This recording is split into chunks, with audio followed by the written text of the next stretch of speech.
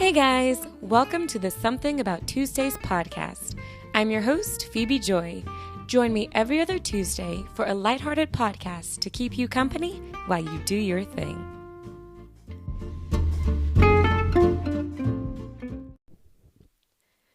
Hey guys, welcome back to episode 7 of Something About Tuesdays. Hi, hey, welcome, and thank you. Thank you so much for all the positive reviews and comments and things that people said from the last episode with my mom. I really appreciate you guys. Thank you so much for showing up and for listening and for being supportive of us trying something different, something new. She did so good. And her voice, I thought sometimes, I can get my soothing voice on, right? Psh, my mom lives in her soothing voice. Like, she does not have to try. That comes effortlessly. I have to consciously think about, okay, lower your tone, soften your voice. But she was so chill throughout the entire thing. That's just how awesome she is. I told her she needs to do her own podcast, just speaking. I don't know, listening, reading, something to help people just calm down because her voice is so great. But thank you again for all the encouragement that you guys gave me during that and the positive things you had to say about my mom, and a special, of course, shout out to Mom. Thank you so much for coming on and for doing that for me. I appreciate your support and your love so much. So yeah, here we are. We're back. It's just me this time. I know, but I definitely hope to get more guests on. But I wanted to start out this podcast and this episode. It's going to be kind of a lighthearted one. It's so funny. I had a few situations in this last couple of weeks around my students and just the things that they say or do that is just funny, but also kind of interesting and deep at the same time. It's so cute. So it's going to be a fun episode. I'm so pumped to go through everything. But I wanted to start out with, y'all, I can't not talk about spring. You're going to be like, Phoebe, when are you going to be done talking about spring? I will when it stops affecting me in such a positive way. I have some spring wins is what I called them. And so one of my spring wins is I've been trying to go to the gym, and I've actually been successful in going and at least once a week, maybe twice on a good week. And I think it was last week I had went to the gym and I was coming out, and guys, it was still light outside. When I usually go after work, and so I was there from 6:30 to 7:30. And for the last few months, whenever I had been able to go, it's been dark outside when I get out. But this time, it was still light outside. It was still bright outside. And there's a lot of things, but there is little that is better than when you go outside after working out because you're feeling good, right? You have those endorphins and you're like, yes, I accomplished something, feeling good about myself. And you go outside and the sun is still shining and it's still bright outside and you think I can go home and still accomplish things. Whether you do or don't, it's a different story, but you at least feel like you can. And it was such a really good feeling. But connected to that too was, so I like to go to the fitness classes, the ones that are led by people, because I get so nervous if I have to go to the gym and try to use the equipment on my own. So I prefer to be led and guided into what I need to do. And the class started at 6:30, and you're supposed to log in and sign in before 6:30, to get it counted to make sure that everybody's showing up like they're supposed to and things like that. And last week, man, I could not show up on time for anything last week, but I pulled into the parking lot. I'm supposed to be there at 6:30. I pulled into the parking lot and parked at 6:30 on the dot, right? And I'm like, okay, if I go in, I'll be able to check into the kiosk, hopefully when it's still 6:30. And so I go in, and you guys, 6:31 hit when I was like opening the door, and I gave up. I said, okay, I can't go into that. I can't check in at the kiosk. So I had to go to the one where I actually have to check in by someone who works at the gym. And I go to check in there and I scan my little QR code that's connected to me. And the guy who works there was like, oh, hey, I just wanted to let you know you get a free physical training session with a physical trainer. You've earned it for whatever reason. I don't know, but that was good news that I never would have got had I not checked in. But you guys, it gets better. So he's sitting there talking, and he's giving me kind of this strange look while he's talking. And I'm thinking, one, I got to hurry up and get to this class. But I'm smiling. I'm like, thank you so much. That's great, but I got to go. And he's like, you look familiar. And then he threw out my parents' name. And he was like, do you know these people? And I was like, yeah, those are my parents. Apparently, he had known my parents when he was younger. When he was a teenager, he had lived in the same city as my parents, and they went to the same church. And so he knew who they were. And we don't live near there anymore, but he knew them. And he was like, had such positive things to say about them, and was talking about how they're good people, and how he was so happy that he ran into me in relation to them, and how he remembered me when I was a baby and things like that. And that was cool. It was so unexpected, but so very cool to kind of experience that. And so not to continue to encourage anyone to be late. Please always be on time. Be early if you can. But I will say, if you are someone who runs a little bit late, I think that God knows somehow sometimes that you're just going to be a late person. And so just like he did at the Panera Bread when I showed up a little later than I wanted to, and here at the gym when I showed up a little later than I wanted to, that God still worked it out where I got to run into somebody who my parents used to know and used to go to church with.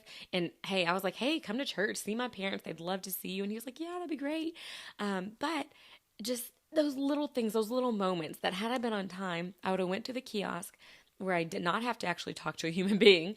And I never would have had that conversation with him. And so just being 1 minute late, I was able to realize, one, that I had a free trainer appointment, and two, that I ran into someone that my parents knew before. So just little moments, little things like that can mean so much, can happen. I mean, life, a lot, that's just the joys in life. So I would say, even in moments where maybe being late does not work out for you, man, still try to understand. I don't even know what the idea of that is. Just maybe give yourself a little grace, I guess, is the whole idea in there, is give yourself a little grace. In fact, not too long ago, I can't remember when, I don't remember who I was talking to.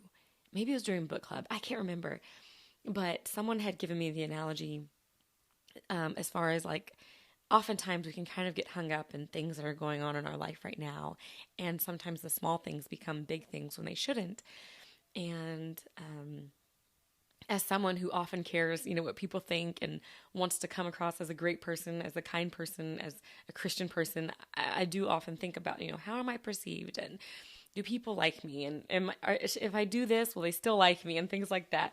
And one of the things, I really can't remember who this person was, but they said, picture this same thing a year from now. A year from now, will you still care about this moment? Will it still be affecting you? And that has helped me, because I've had some moments lately where I just think about what just happened, and my anxiety goes running. And I think, okay, in 1 year, whatever this outcome is, are you still going to be worried about it? Are you still going to be thinking about it? Is it still going to affect you? In 5 years, in 10 years, get the big picture in your head. And I was like, okay, I'm working on that. And so, so if it's little things like that, give yourself some grace, knowing that, hey, you may not be perfect, but that doesn't mean that good can't come of it. And sometimes you just got to let go of those imperfections. As I've said before, I hate being reminded I'm not perfect, but it happens all the time. And you just got to let that go and give yourself a little grace, and understand that God still loves you, and oftentimes will still work within your shortcomings. But anyway, so I thought that was pretty awesome and cool. And another thing, so like I said, speaking of these spring winds, I was thinking about this week, just some times where I feel like a straight up boss, right? And y'all, that might be millennial lingo, I don't know, but times when I feel like a boss, and it just so happens to be times in my car. And two of the times where I feel just awesome is when I'm backing into a parking spot. I know that doesn't make me cool, But I feel so cool when I can back into a parking spot, particularly if there's people around, and I can do it with like two moves, like forward, back, zoom, and just being like, yes, I know how to back into a parking spot. Yes, I do not mind, like, oh, yes, I can do it. I'm awesome. It makes me feel cool. And another one with that is parallel parking. When I can parallel park, that makes me feel pretty awesome too. When I can get that done in 2-3 moves and just kind of ease in there, I feel like such a boss. I don't know what it is about cars and feeling really cool, but I definitely feel awesome when I can do those things. But what's kind of funny is the opposite of that. So times where I don't feel as cool as I should, particularly when driving, is so maybe last week, we had a potluck at my school. It was a school potluck.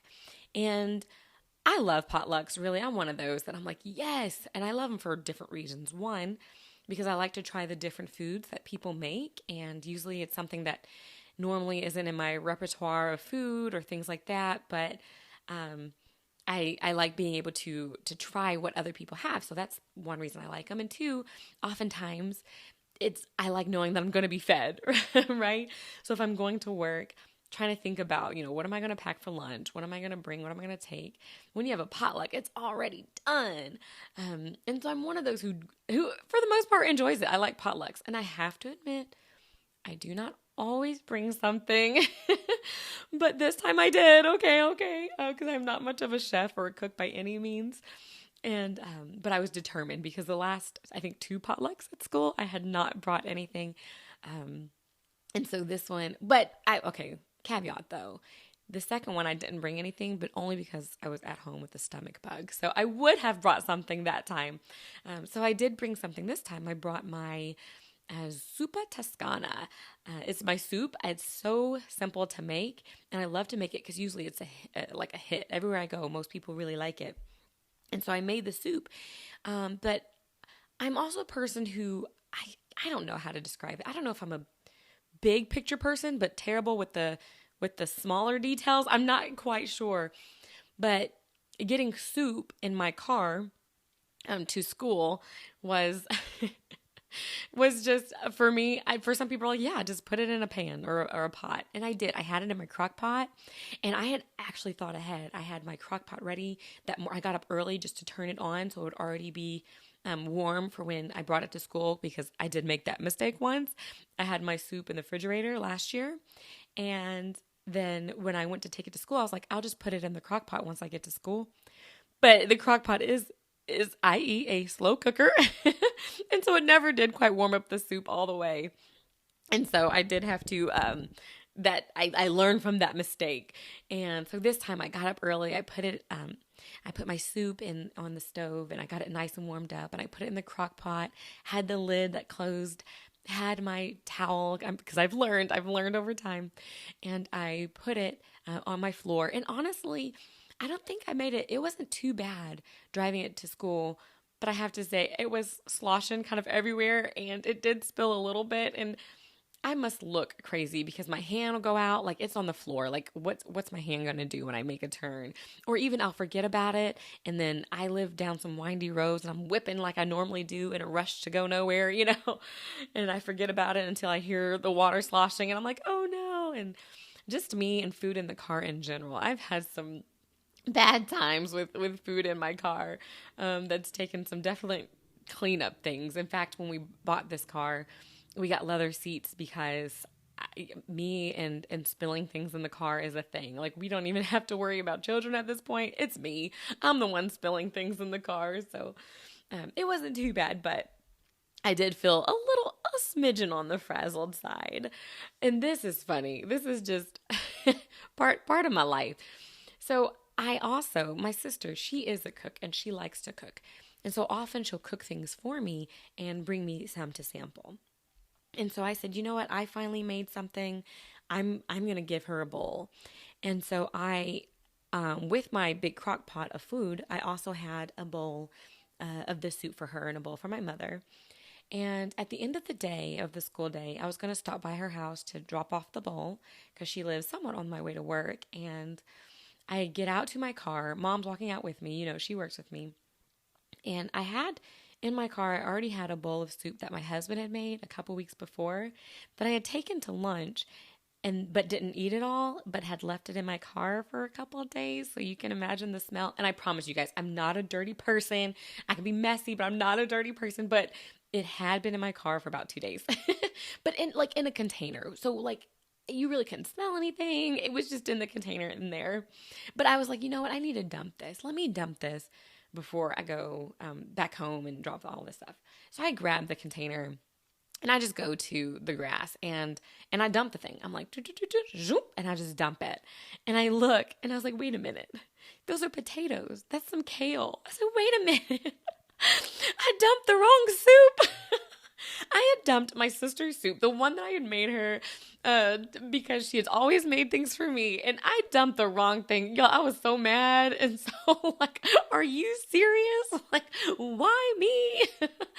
Why did I dump the wrong soup? I just did it so quickly without looking that I dumped the good soup, the one that was fresh, the one that was going to be for my sister. And I still had the bowl of the nasty soup, which I did. I went back to my car and grabbed that one and dumped that one too. But y'all, things like that happen all the time. And you just got to shake your head and laugh and be like, you know what? As I said before, anytime you start taking yourself serious, getting a big head, life will humble you. You'll have those moments where you dump out the wrong soup. Oh, anyway, so those are my spring wins and some semi-spring losses thrown in there. But as I said earlier, I've had a couple of moments with my students lately that they've stuck out with me. Being around kids is always fun. It's definitely the reason I got into education, because kids to me are hilarious. They are little adults, and the things that they say, because they're just straightforward and they haven't quite necessarily learned, all the ins and out of social etiquette, but they're funny. And if I have to work an entire day, like an 8-hour day, then I prefer it to be around kids, because the days just go quicker, and they're just the things that they do and the things that they say. And so a few weeks ago, we had went to the zoo. We had taken a zoo field trip. I can't remember if I had mentioned it in the previous episodes or not, but we had went on a zoo field trip. And I split them up among the chaperones, but I ended up having a group of 3 boys that I went around the zoo trip with, and it was fun.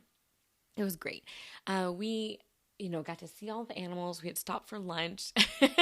It was kind of funny. I was waiting to get to a certain part in the zoo to stop for lunch, and it was past our normal lunch time, which was 11:15, and it was coming across close to 11:45. And my poor kids, they were like, Miss McGay, are we going to eat soon? And I'm like, yes, we will. We're almost there, guys. Keep it going. And so we finally did stop for lunch. And after we had eaten, so the zoo that we have in our city, it's kind of like a big circle. But it's a big circle with ups and downs and hills and things. And we had just came down a hill, and to the spot where we were eating our lunch. And afterward, we were like, okay, let's continue. Let's finish the circle. It's getting close to, we have to meet up with everybody else. Let's finish the circle. So I started walking in a direction that I thought was correct.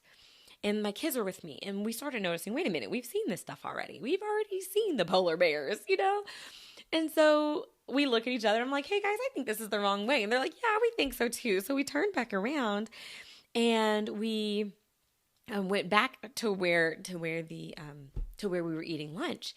And so once we get back there, and so I look around, and I'm like, okay. And for you guys, for the life of me, could not see the pathway to continue on around the circle. And so I shake my head a little bit. I'm like, this seems to be the only way. And so we head back the way we came, and we started seeing everything again. We saw the polar bears again, and we were like, this can't be right. This can't be right. And I said, guys, I don't know where we're going. And one of the little guys, he said one of the funniest but most profound things. He was like, I don't know where we're going either, but Miss McGahey, it's not where we've already gone. And no joke, he legit say that. I know sometimes we say kids say stuff and they really didn't. He legit said that. He was like, but it's not where we've already gone or where we've already been. And I was like, Yes, you are right. I know you were right. That makes so much sense. And we walked back and we made it back down to the lunch section, and this time we stood there and I looked and I waited. I said, "Okay, I cannot go back the way we've came." He just let me know, "Miss McGay, your plan ain't working. We cannot go back." And so I was like, "Okay, I'm not going to go back." And I looked around and finally it clicked with me. I like people shifted, and I finally got to see the road that was heading in the direction that we needed to go. I mean, I guess maybe it was hidden by people or something. Somehow I didn't see it, but it was right there. We just had to like stand and wait a second, get our bearings, wait for some things to shift and move around us, and then the pathway became clear. And you guys know where I'm going with this. I always look for things in life. Y'all know. My friends like, "You're so analytical, you're so reflective." My goodness. I know. So I don't mean to keep being this type of person, and to just bring you these things, but they're fun and they're positive. And so I will bring them to you, and I hope that you get it and enjoy it as I have. But honestly, I was like, that is so profound. Out of the mouths of babes, that you may not know where you are going, but you do know that you should not be going like from where you've come from. You don't go back to where you've been, right? And I mean, and use that in context, in whatever context that makes sense. Okay, don't use it as like, "Well, I used to work out and now I don't, so now I don't go back to." No, but you know what I mean. Like, if there's a place you keep going back to, and you just know this isn't right, and you go back, this isn't right. Just like the kid said, you may not know where you are going. You don't know what your future is, but you do know you can't go backward. So if it requires you just standing for a minute and waiting for everything around you to just shift and change for you to see clearly, then stand for a minute. Because y'all know me by now. I'm a mover. I'm a go-getter. God's always having to remind me to slow down. And in that moment, I was reminded, sometimes just stand still. Wait for other things to move, and then your path will become clear to you. And you'll be like, "Oh, how did I miss it?" And you'll be able to finish the journey that you were on, right? I mean, that was just, first off, it was funny, but it was also profound. And I love that. I love that about kids. I loved that about that situation. Um, I just love it. I love the whole idea that, sometimes you got to let go of old habits, old ways of thinking, old doubts, and just cling on to something new, something you haven't done before, something you haven't seen before, a way God hasn't taken you before, moving forward with that. And that reminds me, so I was listening to, I think it was a podcast, and it might have been Victor Jackson's podcast, called Bible Centered, maybe. I can't remember, but and maybe it was him, but I think he had made the comment, it might have been a different podcast, that oftentimes to grow, human people, human nature, oftentimes do not grow without some type of adversity or mishap or something like that. For example, if you don't have something that makes you grow, most of the time you become pretty comfortable being exactly where you are. And so, and I'm trying to explain it the way he did. He had a great quote about it, and I can't quite figure out the words that he said, but it was along the lines of, we oftentimes look negatively at adversity and trials and things that come against us, and we think, why why does this have to happen? And not to invalidate feelings of any feelings about any situation or trial, but sometimes those things happen because that will be the thing that gets us to grow, right? Because without that thing happening, we're comfortable where we are. It takes a lot, I think, for a person to choose to grow on their own, and usually that lot is something that shakes you up. Something like, "Ugh, I think I need to make a change. Oh, this isn't quite working for me. Oh no, this is affecting the people around me. This is affecting me." And so while we don't like those reminders that we're not perfect, right? While we don't like those situations that maybe we don't see everything or that we can't control, those are the things that will in a sense, kind of force us to have to grow and become better. Because if left alone, oftentimes we just will settle, right? So I thought about that, and that's been on my mind too. And that kind of connected with me with the whole zoo thing. And I've been trying to work on growing and becoming a better person and just, always trying to grow and realizing that some of the things that are happening in my life that God is using to help me become a better person. And I don't always understand it because I'm like, God, I'm not that bad of a person, right? Like you didn't have to go that hard. But maybe there are things within the trials that I've been through, things I'm going through that will bring out some character in me, something in me that's good and that's great and that gets me more like him. And so I'm excited about that. And with that, so I've been trying to read my Bible more. I've been trying to study the Word. My pastor's been preaching it. My pastor's son, our youth pastor, he's been preaching it too about the importance of the Word of God. And that's something I have to grow on. I like, to me, sometimes prayer, I won't say is the easiest thing because it is, you have to definitely be like, okay, flesh, we got to pray right now. But one of the things I struggle with is my Bible reading and reading the Word and getting into it and studying it. And so that's something I want to do better. But my note on that isn't that serious because I found this. I wrote this down because it was so funny. And I was like, I wonder if anybody else does this. But do you, this ties back to a couple weeks ago when I talked about talking in accents. Is there anybody else out there who, when they read their Bible out loud, reads it with an accent?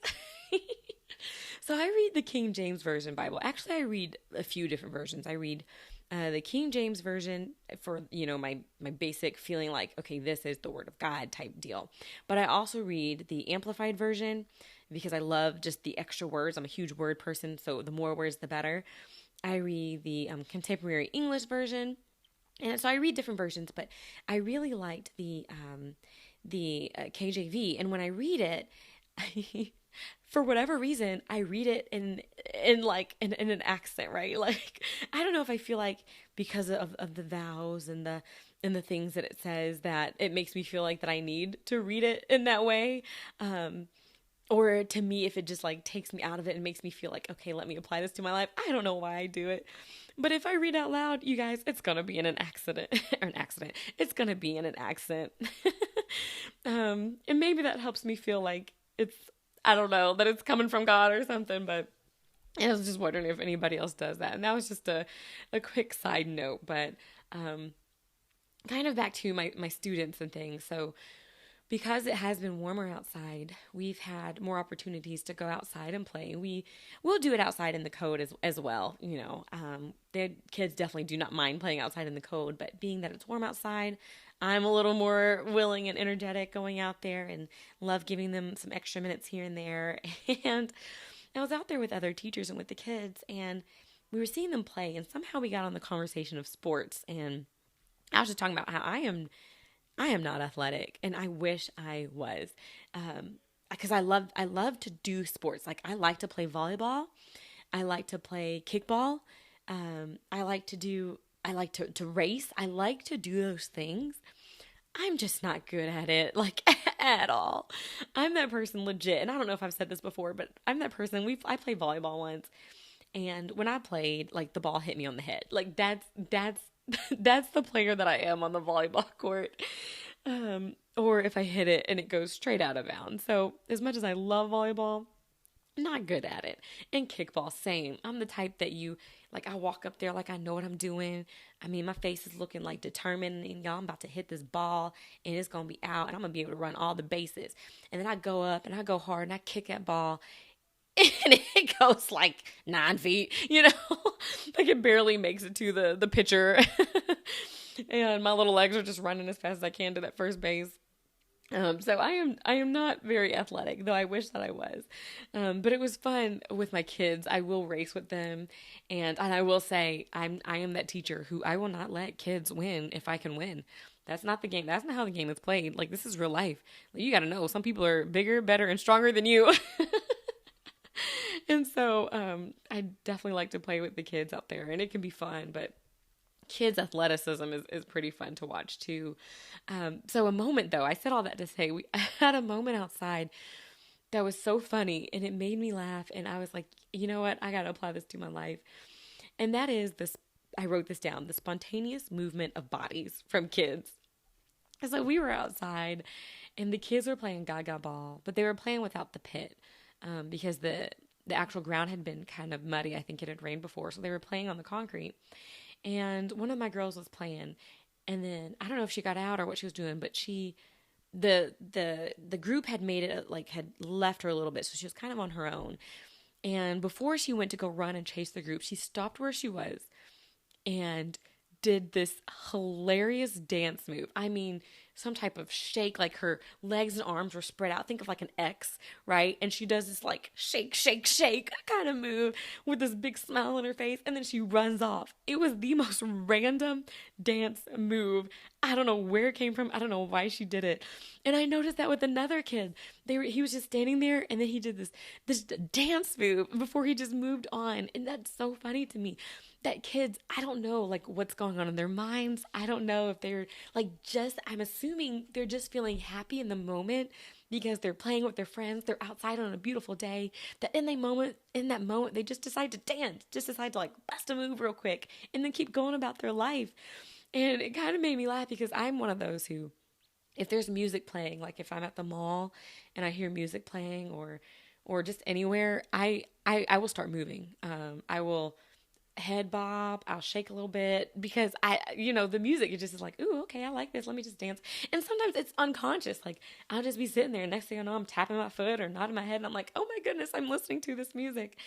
And so I love the fact that there was no music there for them, but it was a feeling. And it was funny because that feeling brought about like movement as if there was music. And I love that connection between that joyful feeling and the need to like dance to get it out. And so I just love that. I mean, kids have so much to offer. It's so funny. And I was like, yes, like dance, do your dance. Just a quick moment, a quick little jig. It's so much fun. So those are my little life lessons and moments with my students these past couple weeks. We're getting close to the end of school. We're going into June, so we still have a couple of days, but we're wrapping it up, and with it comes excitement and joy, and the last month of school is a blast. And if for no other reason that summer's almost here. But it can be a blast when you think about weather and, the lightheartedness that can come with it and things like that. So that's about it there. But I did want to throw out there, this is kind of funny, but one of the things that I said I have to do better at is when I eat some chips, and it's completely random, y'all. Like this, just moving on. This might even be my food segment. But when I eat some chips, I've learned that I need to take the bag and like pour some of them out and eat that and then put the bag away. Because what'll happen is if I get a bag of chips, it kind of reminds me of cereal. Like you don't get full. I can eat cereal, like so much cereal in one sitting. And so the same thing happens with chips. I'll get a big old bag. Like, and my favorite chips are Funyuns. Okay, there. I know. Breath will be rank. Not as bad as Doritos, but Funyuns are so good. They're my absolute favorite chip of all time. But if I get a bag of Funyuns, a big bag, albeit half of it is filled with air, but if I get a bag of Funyuns, if I don't take some Funyuns out, that entire bag is done in one sitting. Like, no lie. Like, that's it. And the thing is, this has happened multiple times. I don't know what it is. If I just like, I can just do one more. I can eat one more. Maybe that's what it is. Like, I can eat one more until it's all gone. So one of the things I'm working on, we'll see, is that if I have a bag of chips, I have to pour some out, okay, and then save some, or I will eat the entire bag of chips. And I don't think I'm alone in that. You'll have to let me know. Holler at me if I'm alone in that. If you're like, Phoebe, who eats a whole bag of chips? But I'm sure there are people out there who's like, yeah, I know what you're talking about. Family size bag? Yeah, no. Can handle the entire thing by myself.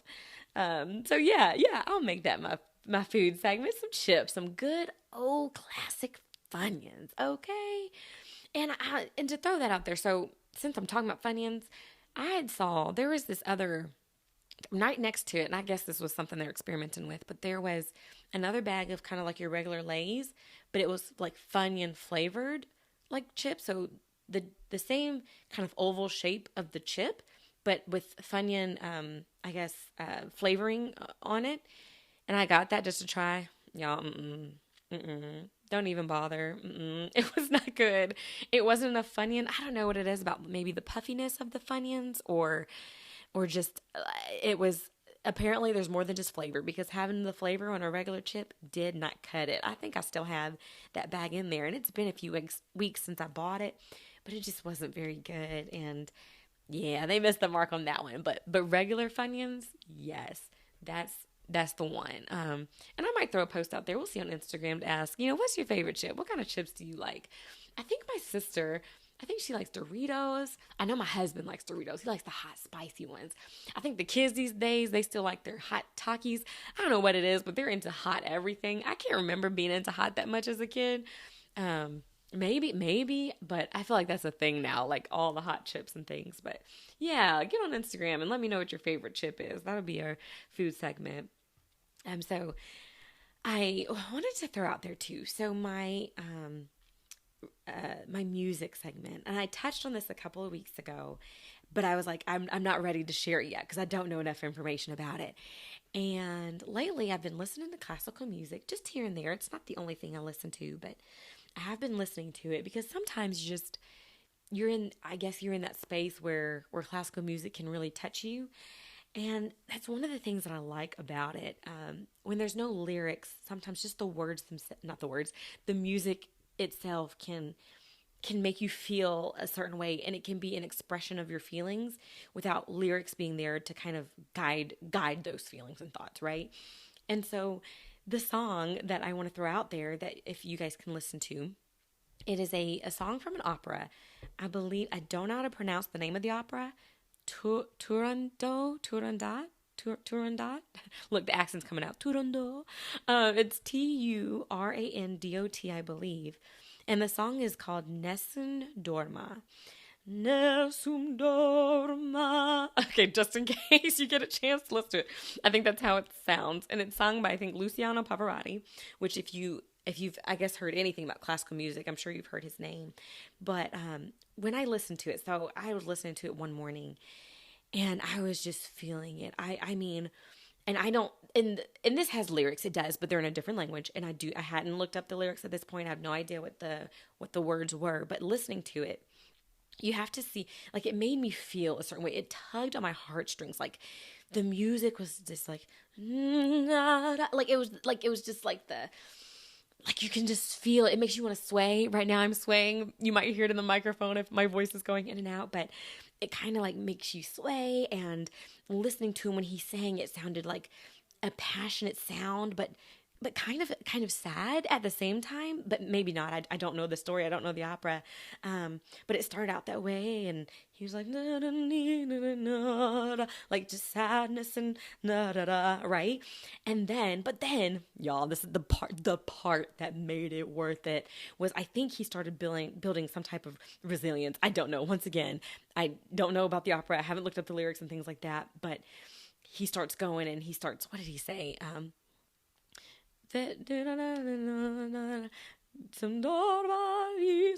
Anyway, and then he gets into the part where he's, what is it? What's the word? Vincero. I think Vincero. And then he goes really high. Vincero. And yeah, he's a guy, right? And he goes high. And then he sings it out for like this really long time. Oh, guys, when it gets there, it is so good. So I encourage you, go find it, look it up. Your Apple Music, your Spotify, wherever you get your music, YouTube, I'm sure you can find it. Turandot, Nessun Dorma, Luciano Pavarotti, and look it up and just listen to it. I mean, and then wait till you get to the part where he gets feelings, and that's where I feel like maybe he's singing about like he's not gonna give up on something or something, I don't know, but like the feeling of it, and you're like, I mean, it's so good. I don't mean to just be like singing randomly in this podcast, but it's so good. And listening to it, like listening to the music and the orchestra, you guys, I was like, I think I want to be a conductor.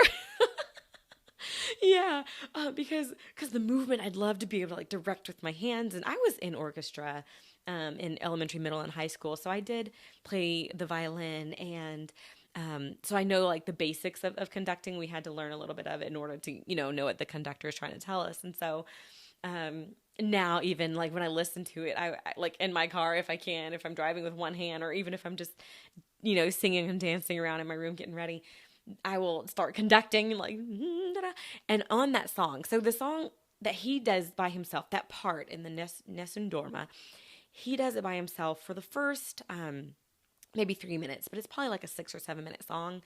And then, so he does his thing. It's like kind of sad, but kind of passionate, and then super passionate and like resilient and like, and then the music completely changes. It's like this upbeat, like, da da da da da, like townspeople start coming in, I think, and other people start singing. And so that's just the fun part of being a conductor. Like I can imagine like, da da da da da, like I'm sitting here waving my hands. You cannot see, but if I had a video podcast, you would. No, I'm not trying to go there yet, but directing, that would be so much fun to direct an orchestra one day. You guys, I have all these goals.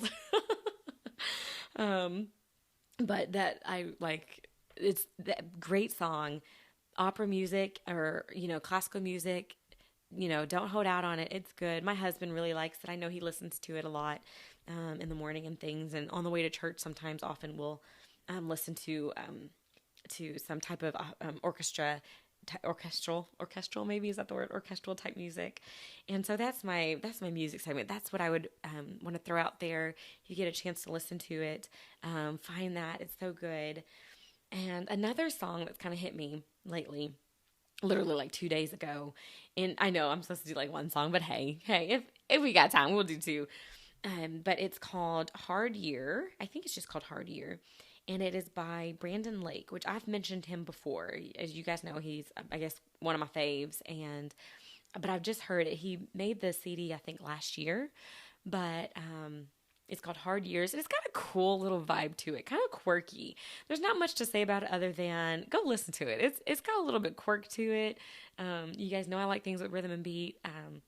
And he's got, and the thing I really like about it is his falsetto. So he has a great falsetto voice. I love when men can do a good falsetto, and I think he has a really good one. And so, he like sings falsetto that entire song. And so it's a great, fun little song that I think is also uplifting. But yeah, it's kind of funny. So when I was thinking about music and I was listening to the classical song, I think yesterday even, maybe it wasn't yesterday, I don't know exactly when, but I was listening to a song and it sounded kind of sad. And you guys, listening to the song, I almost started making myself sad. I did not enter the car, sad. I did not think about being sad, but somehow listening to that song, I was like, maybe I shouldn't listen to this right now. Sometimes it's perfect. Like, you need to feel it. It perfectly expresses your emotion. And then sometimes you're just like, this is taking me to a place that I don't really want to go today. But that's just the power of music, y'all. And one day I will. I'm sure I'll be off my music kick. I don't mean to bombard you with it every episode. It's just something that I'm interested in, and that happens. I'm sure as life continues, more things will come up, and I'll have other segments other than food and music. I certainly hope so. But hey, if that's what we got, that's what we'll roll with right now. And you guys, you'll have to send me some song suggestions too. Let me know some songs that might interest you or that you just been feeling lately. I'd love to listen to new music. I have this a friend of mine at church. She's always throwing out new songs for me to listen to, and she has a great taste. So I like hearing from her. And so yeah, if you have anything, feel free to let me know. But yes, I'm about to wrap up here, and I only had a couple more things I wanted to talk about. One was very quick. I wrote down coloring ? Do I want to talk about coloring on my podcast? I will quickly throw it out there. Coloring as an adult can still be fun. And I'm the type who honestly, the coloring I like to do, there's the adult coloring books, right? The ones that usually you probably need like a special type of thin marker or even coloring pencils. Y'all like the kid ones. I like the ones where it's like Barbie or something, but coloring can be so relaxing at times. And just the other day, I had felt kind of technologied out. You know how sometimes you get where you like, I don't feel like looking at another screen. I don't want to look at my laptop. I don't want to look at my iPad. I don't want to look at my phone. I don't. And I said, I just want to be in nature doing something that isn't any of that. And so I grabbed a coloring book for a brief period of time. I was like, let me just relax my brain and color. And that might be something that you're like, oh no, what? That's so childish. Ah. Hey, don't knock it till you tried it, okay? But coloring can be kind of therapeutic. I did enjoy it. I know one time I had a coloring party with a group of ladies. It was us, it was the kids, and it was actually pretty fun. So, I did want to throw that out there. Why not? It's in my notes. Normally I'd, just cut things like, no, I'm gonna cut that. No, I'm gonna cut that. But nah, I'll go ahead and throw it out there. And I'll wrap up on this note. Just y'all know me. I like to be lighthearted and things, and I still have this is still a lighthearted moment, but another kind of quick life lesson. It's, I guess, been a week of life lessons, simple life lessons. I've got two for you. And I'm not trying to be what is like advice giving podcast by any means. I'm just trying to share the things that come to my mind, things that when I go back and listen to, I can be reminded of it for myself.